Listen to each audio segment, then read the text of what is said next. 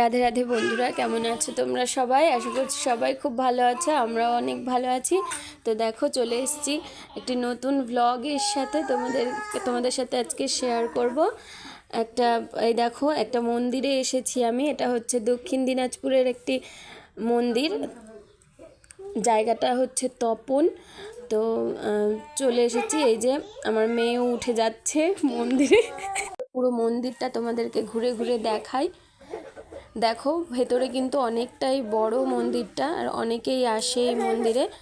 আগে অনেক আসা হতো, কিন্তু এখন তো বেশি যাওয়া এরকম আসা হয় না। তো এক নিমন্ত্রণ ছিল জেঠু বাড়িতে, তার জন্যই এসেছিলাম মন্দিরেও ঘুরে গেছি। তো দেখো, সম্পূর্ণ মন্দিরটাই তোমাদের ঘুরে ঘুরে দেখাচ্ছি। আর এখনও কাজ চলছে মন্দিরের ভেতরে। একটা রাধা গোবিন্দ মন্দির। তো দেখো পুরো ব্লগটা। ভালো লাগলে অবশ্যই লাইক, কমেন্ট, শেয়ার, সাবস্ক্রাইব করে দিও। পাশে থেকো সবাই। চলো পুরো ব্লগটা দেখতে থাকো।